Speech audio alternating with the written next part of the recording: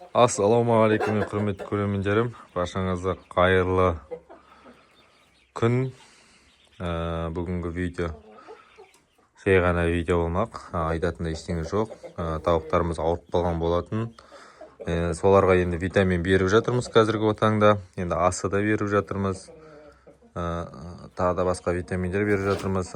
Марганцовканы суға есіп беріп жатырмыз. Жеміне қосып витамин беріп жатырмыз.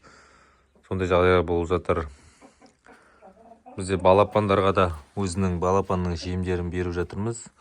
Және де ауырып тұрғанға да бұларға да витамин беріп жатырмыз. Бізде домашний тауықтар ауырып тұрған жоқ. Бізде сосын австралиялық тауықтар ауырып тұр. Және де адлер тауықтар ауырып тұр. Именно осы екі порода ауырып тұр. Мыналар тіпті шүкір жақсы ауырып тұрған жоқ. Сосын балапандарымыз ауырып тұр. Құрттан қораның ішіне опилка төселді. Барлығы жақсы. Енді главный тек бұлардың ауырып тұрғандарын жазып алу. Кешесі айтып жатыр, енді көгершінді шығармапсың ғой деп. Енді көгершінді қазір менде шығаратын оған орын жоқ біріншіден. Көгершіндерді мен далаға ұшырып жібере алмаймын, потому что бұлар менің баламның хоббиі.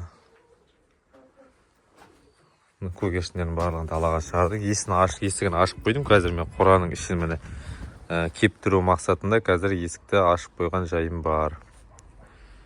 Енді осылай бізде ауа райы бізде осындай жағдай болып тұр қазір. Көгершіндер өзімен өзі жүр.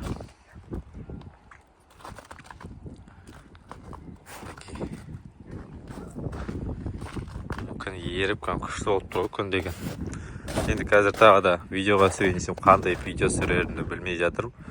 Өздеріңіз комментарияға жазып кетіңіздер, осындай видео түсірші деп. Сол туралы сіздерге видеоға түсіруге тырысатын боламын. Келесі видеода көріскенше сау саламатта болыңыздар.